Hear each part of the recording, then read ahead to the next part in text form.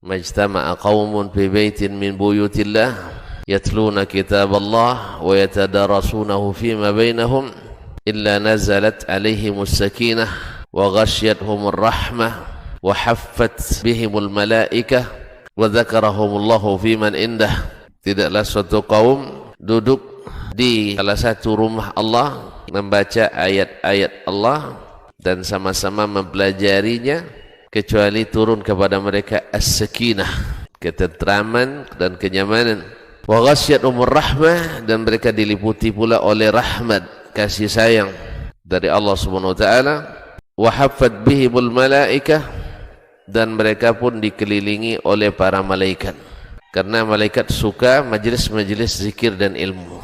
Wa dzakarahumullahu fiman indah, dan Allah akan banggakan sebut-sebut mereka di kalangan malaikat-malaikat yang ada di sisinya, di masyarakat atas. Mudah-mudahan kita termasuk yang sering disebut-sebut di sisi Allah di kalangan para malaikat, dan di akhir majelis ini mudah-mudahan kita pula mendapatkan seperti yang tersebut dalam hadis qudsi, qumu maghfuran lakum, silahkan berangkat meninggalkan majelis ini dalam keadaan diampuni dosa-dosa kalian.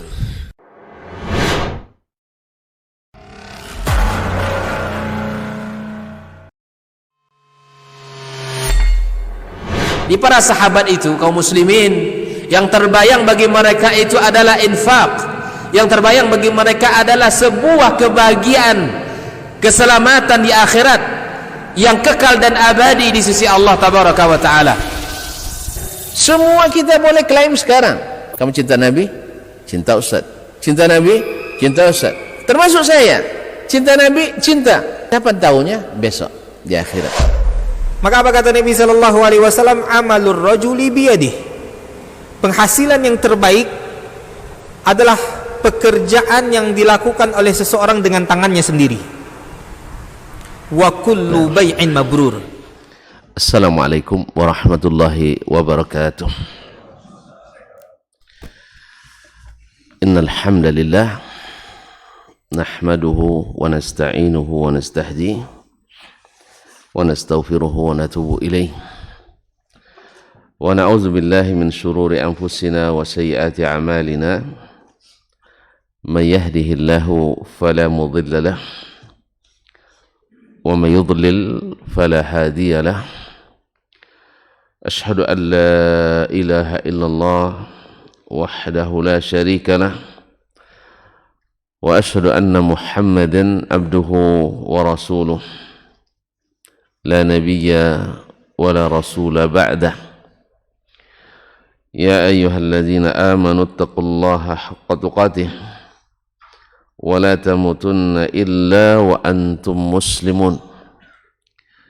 Ya ayyuhan nas ittaqu rabbakum alladhi khalaqakum min nafsin wahidah wa khalaqa minha zawjaha wa batha minhuma rijalan katsiran wa nisaa wattaqullaha alladhi tasaaluna bihi wal arham innallaha kana 'alaikum raqiba.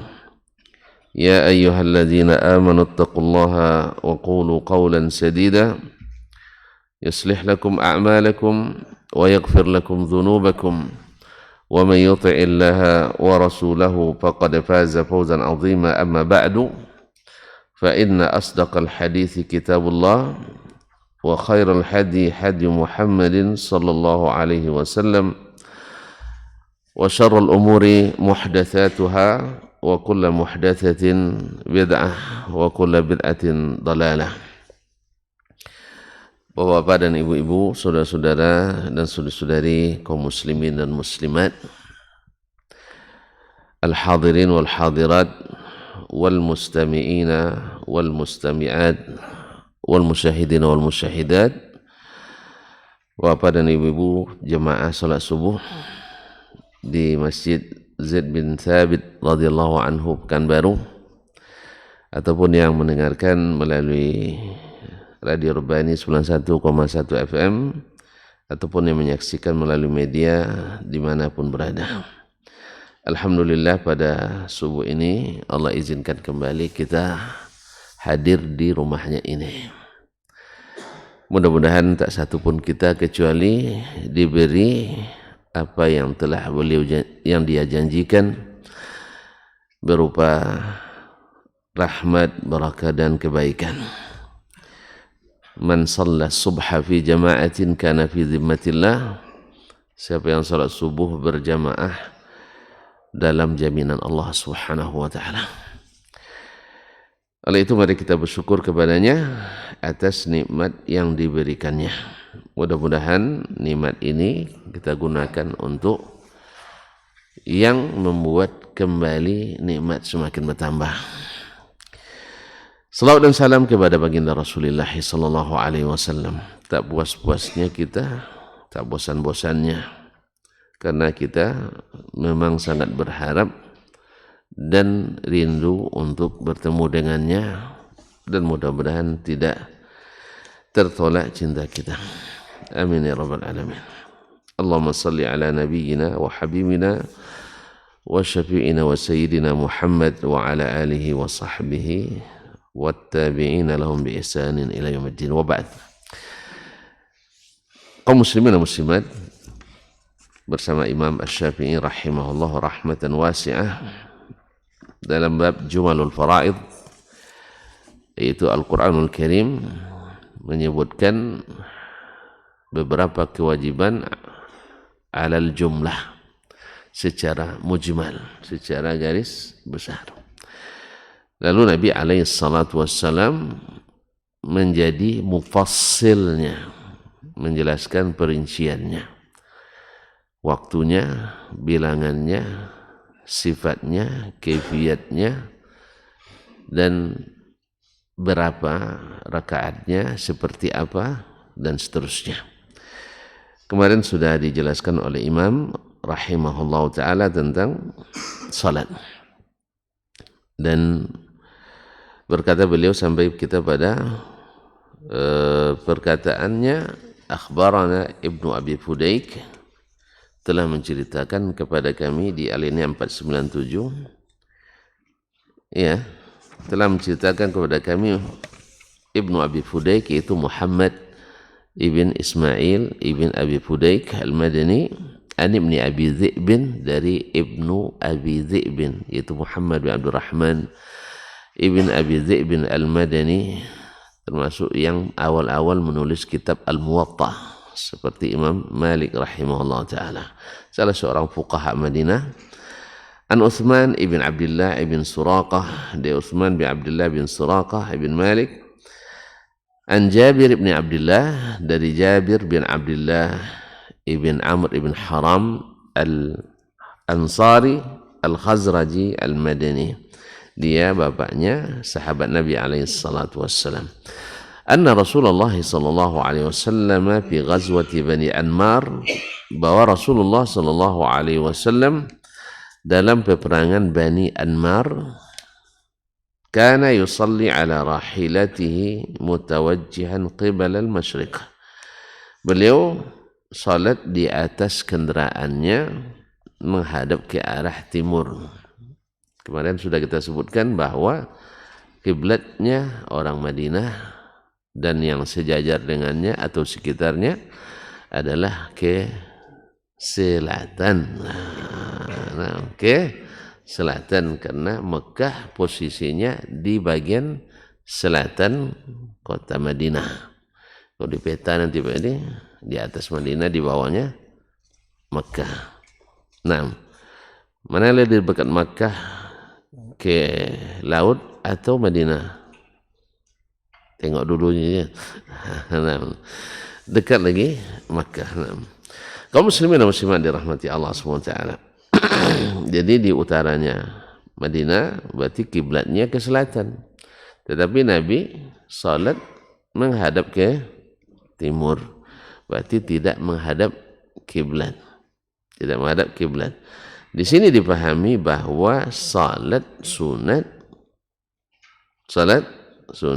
dalam keadaan berjalan boleh tidak menghadap kiblat. Nah, tapi salat sunat ya, bukan salat wajib. Salat sunat. Sebagaimana salat wajib ketika dalam kondisi perang atau ketakutan yang bersangkutan, misalnya baik sedang lari atau sedang berkecamuknya peperangan, maka boleh juga sholat di atas kendaraan sambil tidak menghadap kiblat. Misalnya pilot sekarang kalau menghadap kiblat terus sampai di Mekah nanti. Nah, jadi dia kan tidak mungkin karena kecepatannya di atas kecepatan pesawat biasa. Jadi ketika dia dalam kondisi tidak mungkin turun, kan ada kondisi tidak mungkin turun, maka dia sholat menghadap kemanapun arah pesawatnya. Ya, kalaulah di atas onta, keledai, kuda, boleh sholat di atasnya. Tentu di pesawat lebih boleh lagi dalam keadaan tidak mungkin turun. Dan demikian juga dengan orang yang dalam perjalanan yang jauh yang memakan 2 waktu sholat atau lebih.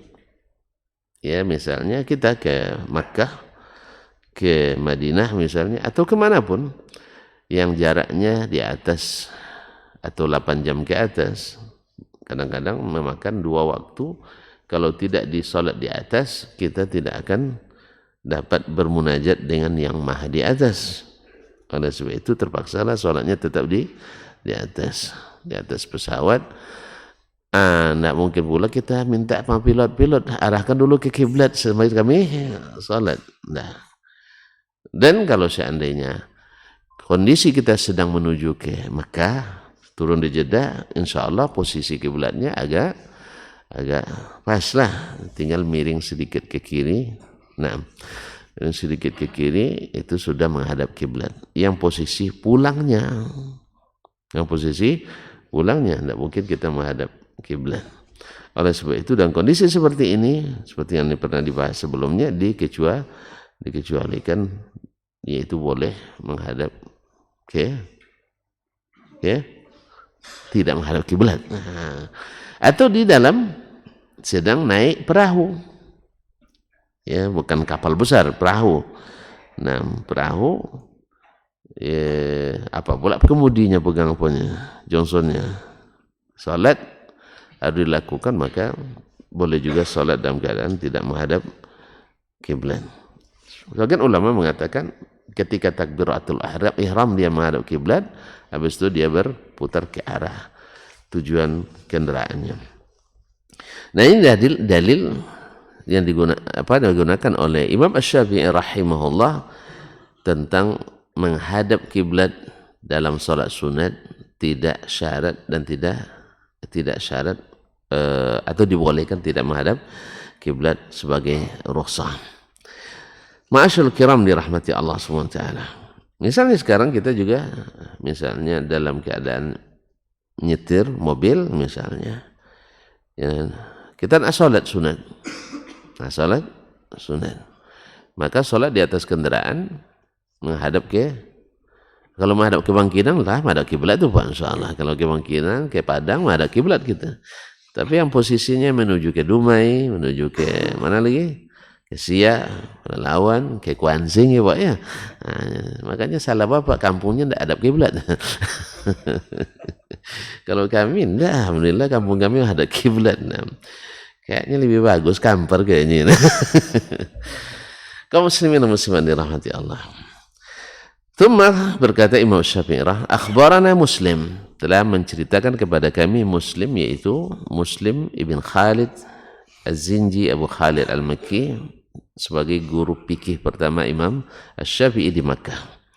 Terkenal dengan fikihnya, dari sanalah kebanyakan ilmu fikih disalin oleh Imam Asy-Syafi'i rahimahullah ta'ala. Kemarin kita sudah panjang lebar bicara bahwasanya guru itu bukan fotokopi murid. Artinya kalau belajar Imam Syafi'i pada Ahmad, tidak mesti dia seperti Ahmad pendapat semuanya. Belajar Ahmad pada Asy-Syafi'i, tidak mesti pendapat Imam Ahmad semuanya seperti mazhab Asy-Syafi'i. Imam Syafi'i belajar pada Malik, tidak semua sama pendapatnya, ijtihadnya dengan Imam Malik. Ya, yang nama ijtihad. Tapi kalau yang namanya akidah mesti sama. Apa sebab? Karena tidak masuk ruang ijtihad. karena dia berita tidak boleh ijtihad di dalamnya. Makanya sesat orang sesat karena dia berijtihad dalam masalah akidah itu berita, jangan dimasukkan bab ijtihad. Jelas ya? Akidah itu keyakinan, berita tentang yang tidak bisa kita analogikan. Lalu kita analogikan, sesatlah jalan. Ya, Allah kita samakan dengan makhluk. Kalau dia di atas mesti menempati yang di bawahnya, akhirnya kita tolak dia di atas. Analoginya ke makhluk. Berarti kita mentasbih Allah dulu makhluk.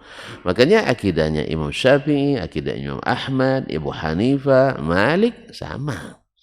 Ketika nyebut nama Allah sama-sama nunjuk ke atas. Yang bilang di atas pun nunjuknya juga ke atas. Ini fitrah yang tidak bisa dilawan. Ya, ketika membaca kitab tentang akidah, oh ini tidak benar ini Allah di atas. Allah yang bilang, Nabi yang cakap, sahabat semua cakap seperti itu. Tidak jelas keterangan Nabi itu harus dijelaskan oleh ulama yang datang abad ketiga atau abad keempat dulu. Baru jelas. Berarti 3 abad pertama, 4 abad pertama tidak aja. Tidak jelas perkataan Nabi SAW. Masuk lagi ke situ. Banyak khilaf ini nanti dalam. Ya memang harus diingat-ingatkan terus. Ya segala munasabah. Karena kita ingin hidayah ini sampai ke semua orang. Ini masalah bukan masalah ringan.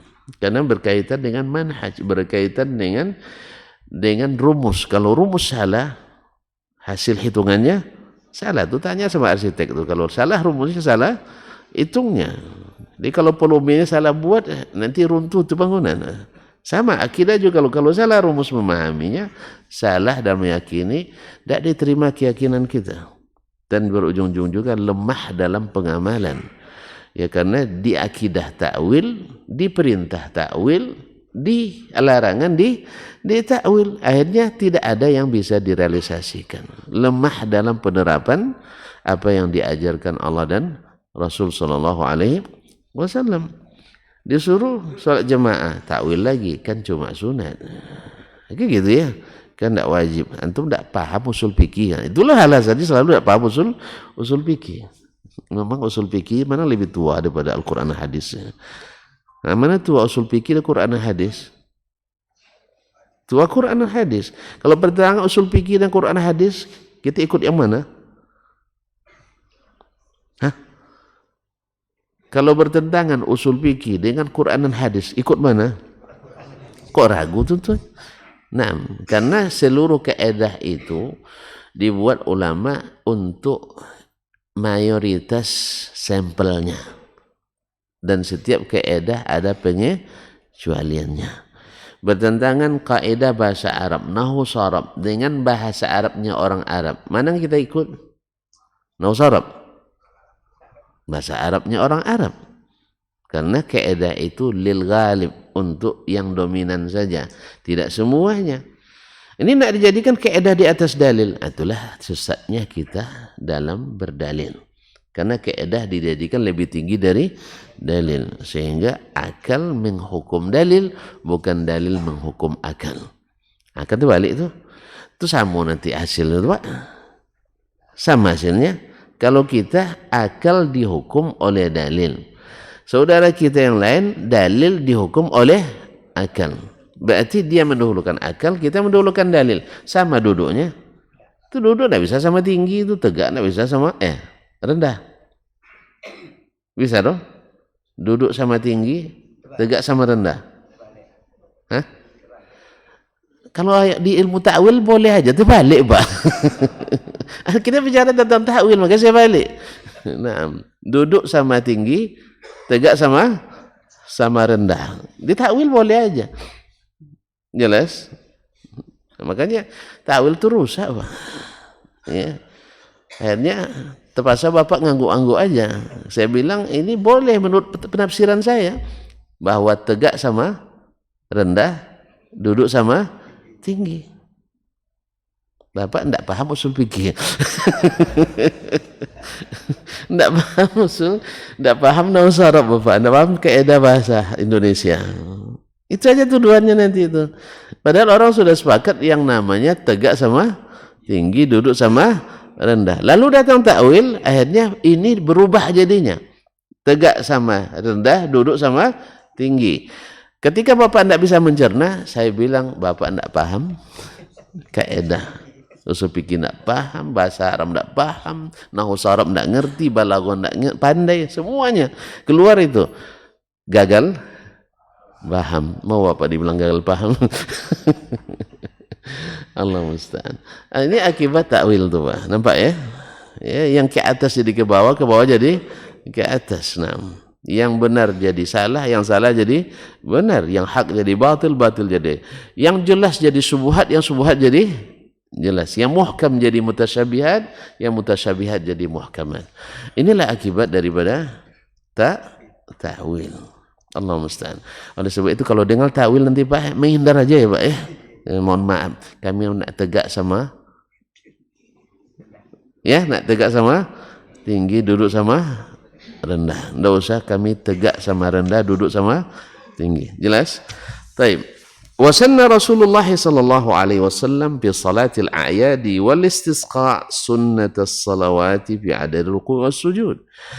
Dan Rasulullah sallallahu alaihi wasallam menetapkan pula sunnah dalam salat hari raya dan salat istisqa, sunat salat-salat fi adad ruku' was sujud, dalam jumlah ruku' dan sujudnya, ya, yaitu 2 rakaat dan subhanallah, antara istisqa dengan hari raya kan sama, khutbahnya juga setelah salat. Nah, khutbah setelah salat, dan diutamakan salatnya lebih panjang dari khutbahnya. Sekarang banyak bertanya, khutbah sekarang kok lama-lama Ustaz? Iya kan? Sebabnya kita lambat ngertinya sekarang. Ya kata dia lah, tegak nak sama rendah, duduk nak sama tinggi, tengah pembahasannya agak lebih panjang. Apalagi kalau dulu Nabi pakai bahasa Arab langsung dipahami. Sekarang dah bahasa Indonesia masih juga belum dipahami, dah diulang-ulang. Nah, jadi kaum muslimin dan muslimat, apalagi kita sekarang baca dalil diterjemahkan, habis itu disyarah. Kalau Nabi langsung sejelas syarahnya. Kalau kita itulah syarah kita enggak, setelah disyarah tambah enggak jelas. Allah musta'an. Wasanna fi salatil kusuf, dan Nabi sunnahkan dalam salat gerhana, fazada fiha rak'atan ala ruku'is salawat. Dalam salat gerhana Nabi tambah 1 kali ruku', berbeda dengan salat-salat yang lain. Salat yang lain, ya salat baik yang wajib maupun sunat, rukuknya dalam setiap rakaat itu 1 kali. Ya, kecuali salat gerhana. Maka Nabi SAW buat rukuknya 2 kali. Rukuknya 2 kali. Faja'ala fi kulli rak'atin rak'ataini, sehingga beliau jadikan dalam setiap rakaat 2 kali ruku'. 2 kali ruku'. Dan ini khusus salat gerhana. Kalau kita nak buat pula salat bentuk lain, ya tidak boleh. Tapi enggak ada larangannya. Nah, ya kan tidak ada larangannya. Kan itu alasan kita selalu, ya sekarang saya kalau gerhana dulu beda dengan gerhana sekarang. Misalnya kan, lalu kita buat kalau gerhana di musim panas, rukunya 4 kali. Gerhana musim dingin, rukunya 3 kali. Bagaimana? Tidak boleh. Kenapa tidak boleh? Mana dalil yang melarang? Hah? Masa sholat tidak sesuai dengan petunjuk? Nah, menambah rukuk baik apa tidak? Baik. Ini masa rukuk tidak baik? Niat saya melakukannya baik apa tidak? Baik juga. Masa niat baik, amalan baik, di bulan baik, tidak diterima oleh yang maha baik? Nah itu kan, mana dalil yang melarang? Ini karena itu selalu begitu, mana dalil yang melarang? Ini sebenarnya kaum muslimin dan muslimat rahmati Allah. Makanya perlu juga diulang-ulang terus bahwasanya asal muasalnya ibadah itu terlarang. Terlarang. Sebelum ada dalil yang membolehkan. Dan asal muasalnya urusan duniawi itu boleh sampai ada dalil yang melarang. Makanya kalau untuk urusan duniawi tidak perlu tanya dulu, kerjakan aja. Kalau ada yang melarang baru tanya apa dalil melarangnya. Kecuali yang sudah maklum terlarang, kan ada yang sudah maklum terlarang. Khamar dah tahu kita terlarang itu. Narkoba tahu kita terlarang. Bawa istri orang, tidak ada pun syariat pasti kita tahu itu terlarang. Namanya aja barang larangan itu. Tidak boleh kita bawa. Jelas? Bawa anak gadis orang, tidak ada SIM. Boleh? Tidak boleh juga. Jadi kita tahu semuanya itu. Atau bawa suami orang. Boleh apa enggak? Ya tidak boleh. Itu semuanya kan kita tahu semuanya. Andainya tidak ada dalil pun kita sudah tahu, apalagi ada dalilnya. Judi dah tahu kita. Jadi maksudnya pada hukum asalnya mubah semuanya. Dan kita secara naluri dah tahu bahwa ini sendal orang. Tidak sendal saya, tahu kita itu tidak boleh dibawa. Kan gitu? Tidak ada orang tidak tahu bahwa sendal orang tidak boleh dibawa kecuali tanpa izin. Dah. Semua tahu itu. Kecuali ada hukum lain yang ditetapkan. Bahwa sendal kalau sudah sampai masjid milik bersama. Nah, saya yakin tidak ada yang bawa sendal baru ke sini tuh. Pasti sendal swallow aja akan ada di masjid ini. Tapi karena tidak ada hukum itu, sehingga ada juga berani bawa sendal yang lumayan, yang baru, yang mahal dan sebagainya. Nah, sehingga ada pula tempat penitipan sendal dan sepatu. Kenapa? Karena orang sebagian kena syubhat, ya, ambil baiknya, buang buruknya. Dibawa yang buruk ke sini, diambilnya yang baik-baik, bawa pulang. Allah musta'an, salah dengar kaji. Karena makanya hal-hal seperti ini kadang-kadang harus tuntas jelaskan. Yang mana yang buruk, mana yang baik, yang mana yang boleh, mana yang tidak. Allah musta'an. Baik, qala, berkata Imam Asy-Syafi'i rahimahullah, akhbarana Malik, telah menceritakan kepada kami Imam Malik rahimahullah, masyhur Imam Malik ibn Anas ibn Abi Amir al-Asbahi al-Himyari, Imam Darul Hijrah, an Yahya bin Sa'id, dari Yahya ibn Sa'id al-Ansari al-Madani, an Amrah, dari Amrah, yaitu Amrah binti Abdurrahman ibn Auf.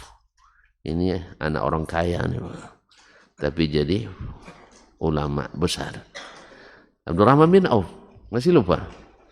Abdurrahman bin Auf radhiyallahu taala anhu, yang masya Allah, orang bilang apapun batu ditanam tumbuh juga sama tangan dia. Subhanallah, betul-betul bertuah tangannya, barakah.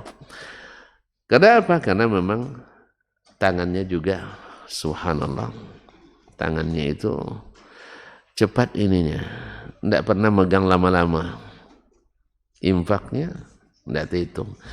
Ada yang coba mengkalkulasikan, kalau dikonversikan dengan rupiah, yang infak beliau itu tidak kurang dari 700 miliar lebih, ya, 700 miliar lebih sampai dia meninggal. Kalau ukuran itu sudah sampai 700 miliar, banyak tak? Itu pun hartanya ketika dia meninggal, sehari orang memotong emas untuk dibagi ke ahli waris, tidak selesai. Padahal sudah wasiat juga sebelum meninggal. Wasiat sebelum meninggal berapa ekor mah?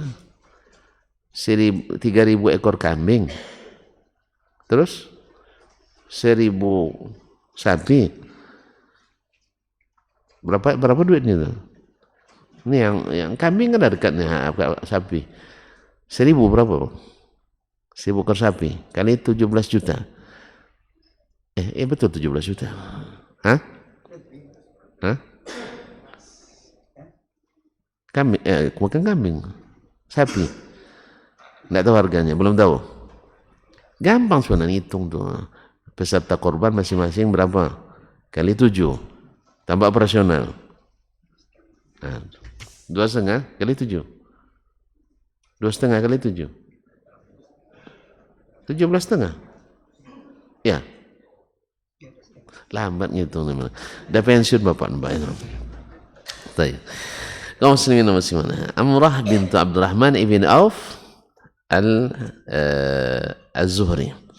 An Aisyah, dari Aisyah ummul mukminin, dia takhasus banyak belajar pada ibu kita Aisyah radhiyallahu taala anha.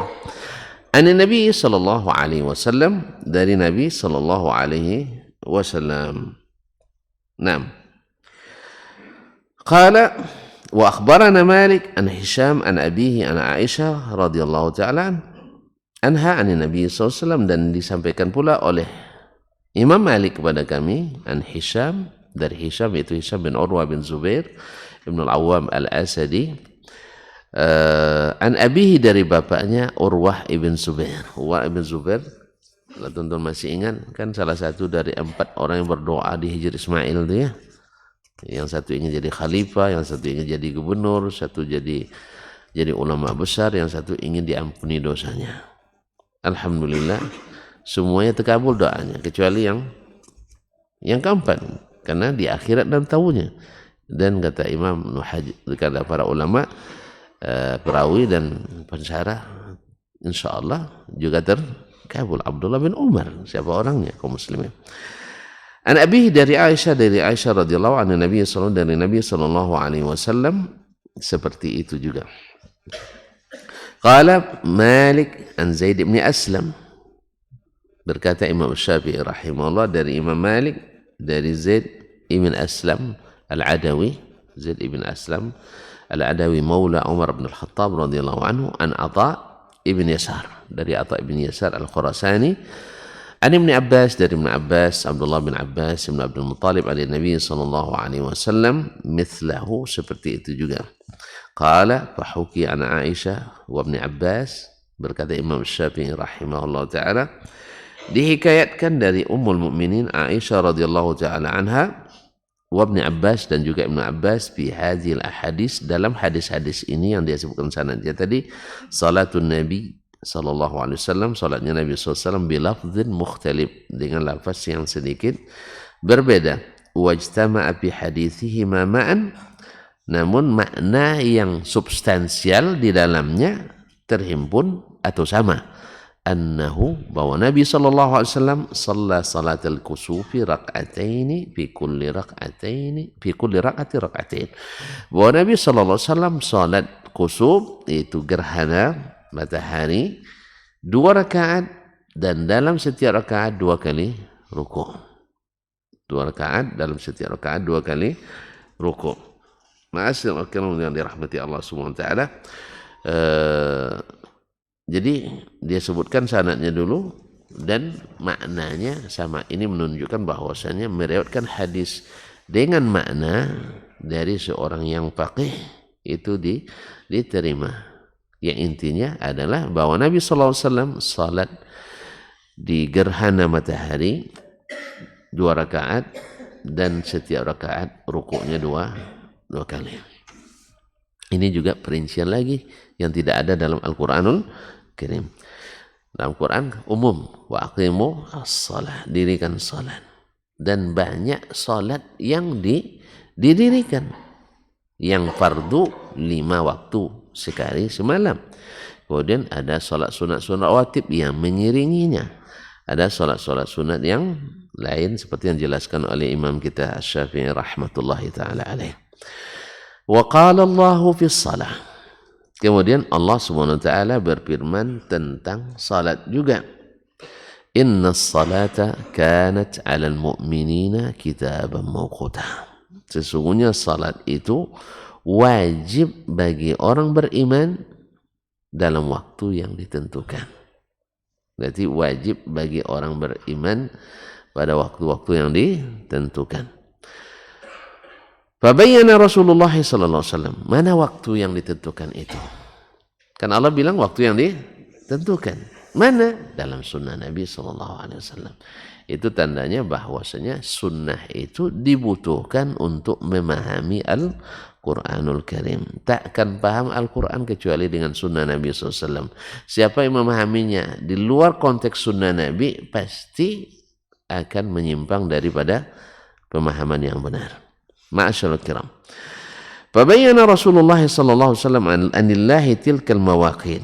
Rasulullah sallallahu alaihi wasallam menjelaskan ya dari Allah waktu-waktu itu. Allah juga yang sebutkan tapi dalam bentuk sunnah. Wa sallas salawati di waqtiha. Lalu Nabi sallallahu alaihi wasallam menunaikan salat-salat itu pada waktu yang ditentukan. Malam tadi beliau Isra dan Mi'raj. Besoknya Jibril turun. Lalu beliau salat bersama Nabi SAW di awal waktu sehari itu.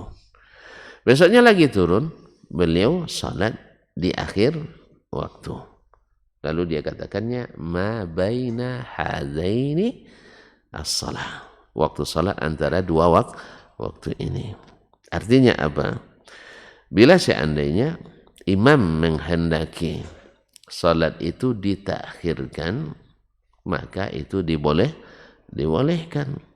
Makanya sebenarnya tidak ada alasan dalam acara apapun pentingnya untuk tidak salat berjamaah, kecuali karena memang tidak disiapkan tempatnya. Itu masalahnya.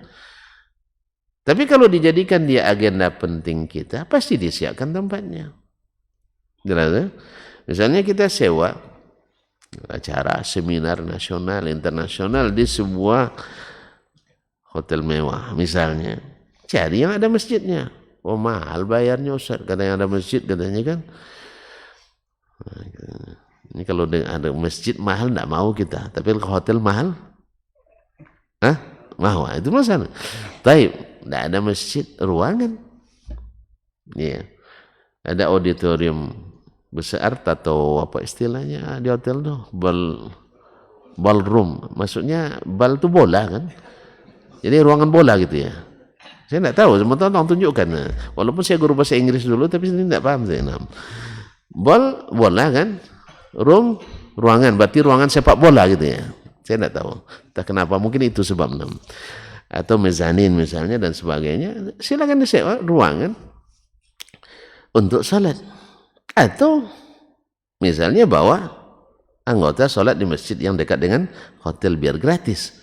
Ya kan tadinya kalau di hotel bayar jadi kan. Iya enggak? Masuk masjid memang enggak bayar Ustaz. Tapi masuk lokasi masuk masjid enggak bayar, tapi masuk lokasi bayar. Memang masjid kayaknya perlu ahli takwil lagi kita ini. Ada masjid yang tidak bertempat. Masjid yang tidak bertempat. Paham enggak? Paham Pak Edi nampaknya. Biar enggak bayar, jadi buat masjid yang tak bertempat, tidak ada kawasannya. Tidak paham, tidak usah dilanjutkan, karena memang di sini tidak ada ahli takwil. Kaum muslimin dan muslimat dirahmati Allah SWT. Jadi salat. Nah, andainya ya kita kan ada kadang pembahasannya kalau diputus tak susah dilanjutkan, tidak apa-apa, lanjutkan dulu. Waktu itu ada 3. Ada waktu muwassa, ada mukhayyar, ada mudayyak. Dan semua itu boleh salat dalamnya. Boleh enggak? Boleh. Makanya ketika salat maghrib, orang langsung qomat, alasannya alasan waktu pendek. Enggak ada alasan waktu pendek. Dalam mazhab, baik mazhab yang membagi maghrib 2 waktu atau mazhab membagi maghrib 3 waktu, enggak ada pendeknya. Bedanya dengan subuh ini bedanya dengan subuh hanya 5 menit atau 7 menit saja. Padahal subuh lama kita nunggu kan, maghrib tak pakai menunggu. Nah, tapi kalau seandainya Bapak sholat di masjid yang tidak nunggu, jangan dipaksa pula, direbut pula mikrofonnya, jangan, ngaji dulu aja, ngaji gitu. Ini kadang-kadang nih orang ini salah paham pula, bukan dipaksakan, sampai hatinya menerima. Kalau belum hatinya biarin aja dulu, tapi masukkan terus banyak ruginya Pak. Kalau kita azan langsung komat, Sebab bapak tuh baru selesai olahraga, kalau langsung komat tidak datang dia ke masjid. Dia datang pun nanti menyusahkan awak juga. Orang habis berkeringat begitu, berdiri samping kita. Akhirnya dia mengerti sendiri. Kalau gitu saya tidak salat berjamaah aja lah, kan cuma sunat. Nah, itu lagi kan. Dapat dia alasan. Nah, makanya orang kan selesai, rata-rata olahraga selesai kan maghrib banyak kan. Iya. Orang pulang kerja sampai di rumah maghrib juga. Tiba-tiba azan langsung komat. Ada alasan dia untuk berlama-lama. Akhirnya, dinginkan badan dulu. Nah, gitu lagi kan. Dinginkan badan dulu, habis itu duduk di kursi santai. Akhirnya hilang sampai isya. Ya. Tapi kalau kita tunggu, insya Allah, alhamdulillah masih terkejar. Mandi dia segera, habis itu ganti baju ke masjid. Pas sampai di pintu masjid, Allahu Akbar, alhamdulillah, dapat takbiratul ihram. Tapi kalau tidak ditunggu, dicobanya juga sampai di situ, Assalamualaikum warahmatullahi. Sebenarnya tidak apa juga sebenarnya, karena kalau harus juga dikasih dia obat, yaitu berupa hadis, siapa yang datang ke masjid untuk sholat berjamaah lalu didapatkan orang sudah usai, dia tetap dapat pahala berjamaah.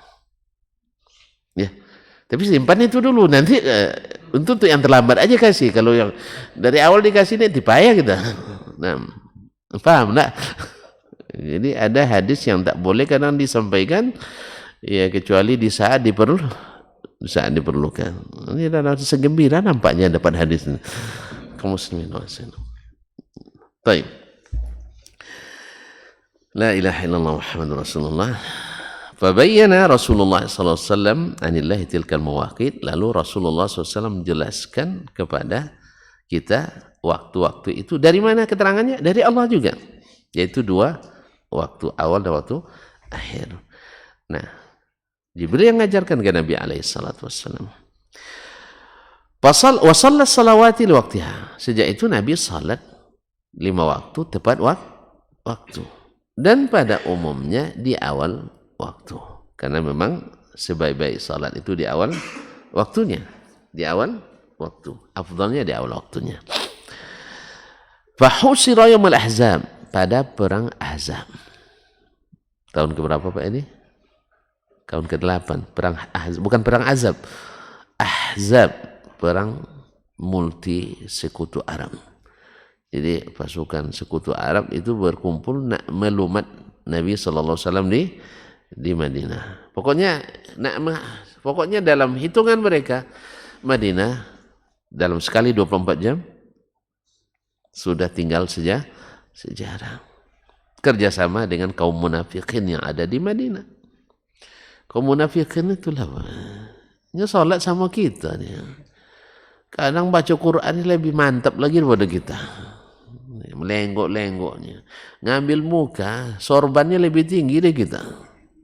Nah, ya kalau bicara depan Nabi SAW, setiap Jumat tuh, Nabi naik mimbar, sebelum Nabi khutbah, dia yang pegang dulu.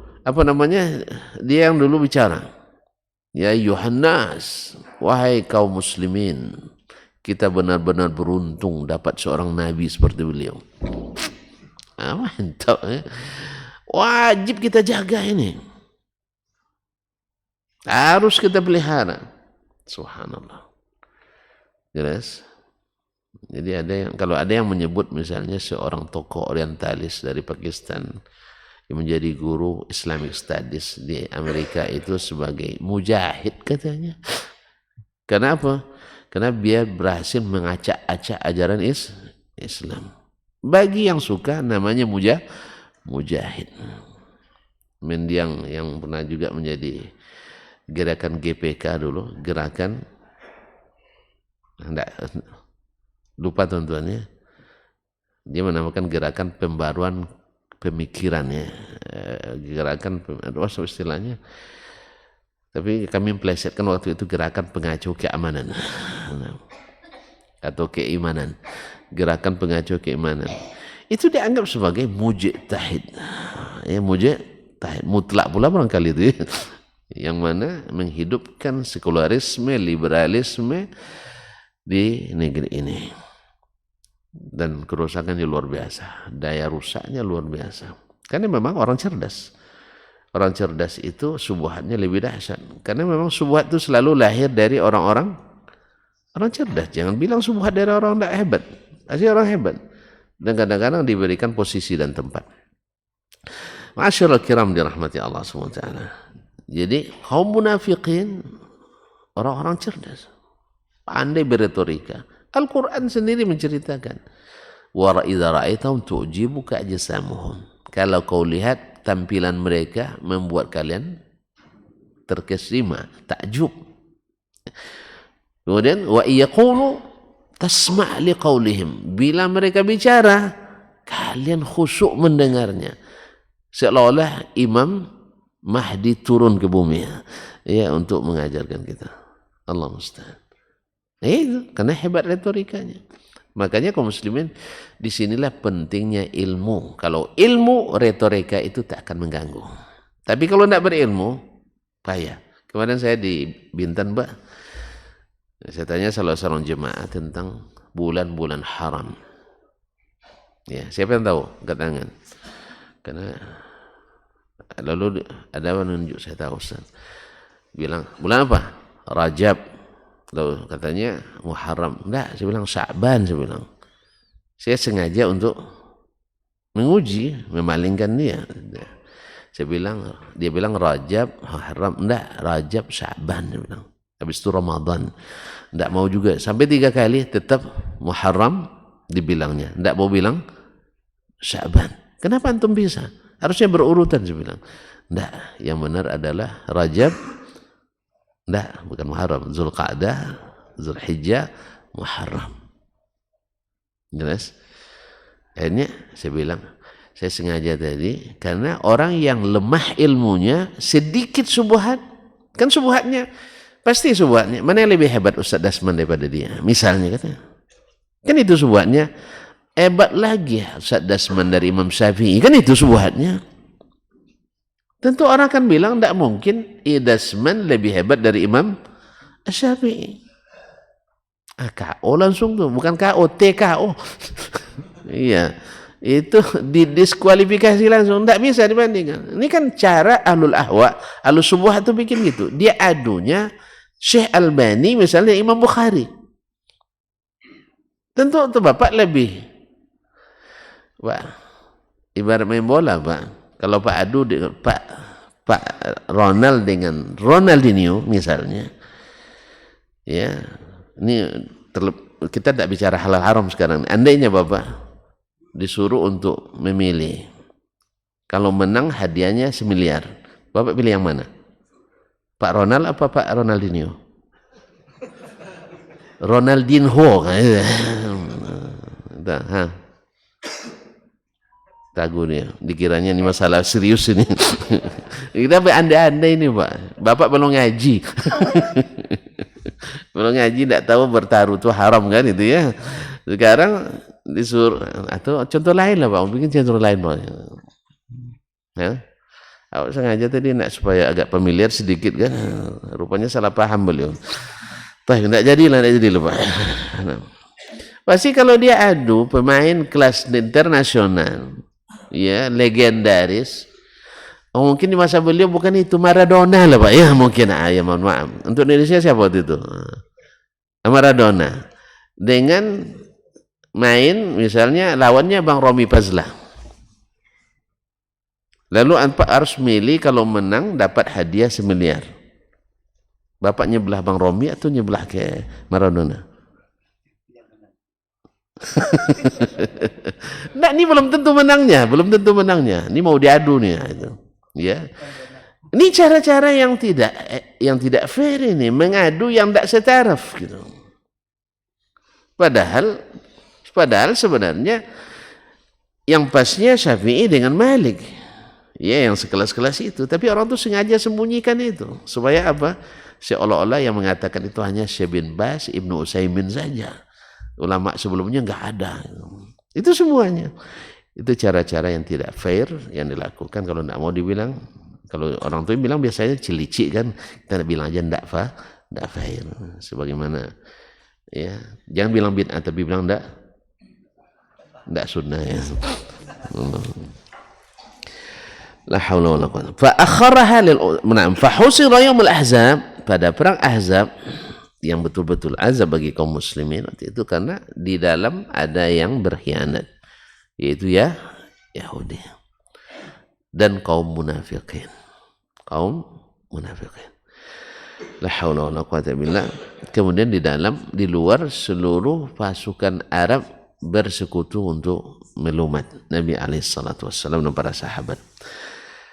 Fahusira yaumul ahzab, maka pada perang Ahzab Nabi dikepung ya dari seluruh penjuru. Cuman alhamdulillah ada Khandaq berkat izin Allah. Kemudian pengalaman Salman Al-Farisi radhiyallahu anhu, karena orang Arab itu sebelumnya tidak mengenal yang namanya perang kota. Mereka biasanya perang di alam terbuka. Kalau perang kota kan berlindung-lindung orang kan. Tapi siapa dari Persia, mereka biasa perang di kota. Mereka tahu bikin bunker-bunker dalam tanah itu. Ya. Tahu mereka bikin parit-parit. Maka diusulkan ke Nabi sallallahu alaihi wasallam. Alhamdulillah bermanfaat. Parit itu sehingga orang sekutu terkejut. Ini bukan taktik orang Arab. Dia ini bingung, dia di mana dapat ini? Karena memang tidak biasa orang Arab seperti itu. Orang Arab itu memang head to head, hand by hand. Jadi langsung adu kepala mereka. Bahkan ada perang tanding. Kalau kita tembak sembunyi. Ya. Kalau sekarang kan tembak sembunyi kan lebih baik pula koboi dulu. Kalau koboi tidak langsung berhadapan ya, sambil tidak sembunyi dia. Tapi film tanda saya tidak tahu, yang jelas yang nampak di film dulu. Waktu koci itu masya Allah, TV satu sekampung tuh, layarnya 12 inci itu, hitam putih. Kemudian letak jauh lagi. Lama habis hujan pula belocah, tapi tetap juga nonton film koboi itu. Allah musta'an. Jadi mereka lebih berani, ya kan? Pokoknya siapa yang cepat, siapa menang itu. Tapi kalau perang sekarang enggak, tembak sembunyi. Kalau perlu entah dari ruang mana dia tekan tombol, meledak di tempat jauh. Jadi orang berani, dulu lebih berani sekarang. Maka Bapak tidak perlu terisau. Ya. Orang sekarang banyak penakut. Ngaji aja kita udah takut orang. Cuma ya, nggak harus ngaji udah takut. Iya kan? Makanya teruskan ngaji. Tanpa jangan gertak-gertak. Senjata itu insya Allah. Jadi orang sekarang pada penakut. Nuklir tak akan bakal diledakkan. Sebab kalau meledak dekat mereka ikut korban. Maka tidak usah takut dengan nuklir, ya. Kalau pas nuklir nanti meledak, kita lari ke atas, kan mati rohnya naik ke atas. Mereka tidak bakal menggunakannya, karena tak ada yang akan selamat kecuali nak pakai apa terus, antum pakai apa namanya, masker terus, apa namanya yang apa tuh, alat pelindung itu. Kalau udah pakai itu, dia tidak nyaman hidup lagi tuh. Sama orang sekarang nak ke planet Mars, ya nak pakai itu terus, alat pelindung, APD terus. Mana yang nak tidur? Lebih baik ke surga aja lah Pak, tanpa alat pelindung. Jelas? Tidak usah pikir Mars, ini buang-buang waktu ya. Ya lebih buang-buang waktu. Karena mahal sih, hanya $1 miliar per orang. $1 miliar per orang. APBD Riau tidak cukup untuk satu orang ke planet Mars. Nanti betul pula kita gara-gara siapa yang nak berangkat nanti. Tak gubernur, tak nak wakil, tak ketua DPRD dan sebagainya. Oleh sebab itu untuk saat ini, untuk mikir ke Mars, tutup saja filenya dulu. Tidak ada SPPD untuk ke situ. Dana tidak cukup doh. Utangnya belum terbayar. Utang belum? Bikin risau kita. Tapi kaum muslimin dan muslimat dirahmati. Fa akharaha lil uzur. Lalu Nabi lambatkan salat karena uzur. Hatta shalla adh-dhuhra wal 'asra wal maghrib wal isya' fi maqamin wahid. sampai Nabi sholat zuhur, asar, maghrib, isya di satu waktu. Bagaimana kisahnya? Tunggu siri berikutnya. Terima kasih, mohon maaf. Subhanakallahumma hamdik, asyhadu an la ilaha illa anta, astaghfiruka wa atubu ilaik. Wassalamualaikum warahmatullahi wabarakatuh. Majtama'a qaumun fi baitin min buyutillah yatluna kitaballah wa yatadarasunahu fima bainahum illa nazalat alaihimus sakinah wa ghasyiyatuhumur rahmah wa haffat bihimul malaikah wa dzakarahumullahu fiman indah. Tidaklah suatu kaum duduk di salah satu rumah Allah membaca ayat-ayat Allah dan sama-sama mempelajarinya, kecuali turun kepada mereka as-sakinah, ketentraman dan kenyamanan. Wa ghasyiyatuhumur rahmah, dan mereka diliputi pula oleh rahmat, kasih sayang dari Allah Subhanahu wa taala. Wa haffat bihimul malaikah, dan mereka pun dikelilingi oleh para malaikat, karena malaikat suka majelis-majelis zikir dan ilmu. Wa dzakarahumullahu fiman indah, dan Allah akan banggakan sebut-sebut mereka di kalangan malaikat-malaikat yang ada di sisinya, di masyarakat atas. Mudah-mudahan kita termasuk yang sering disebut-sebut di sisi Allah, di kalangan para malaikat. Dan di akhir majelis ini mudah-mudahan kita pula mendapatkan seperti yang tersebut dalam hadis qudsi, qumu maghfuran lakum, silahkan berangkat meninggalkan majelis ini dalam keadaan diampuni dosa-dosa kalian.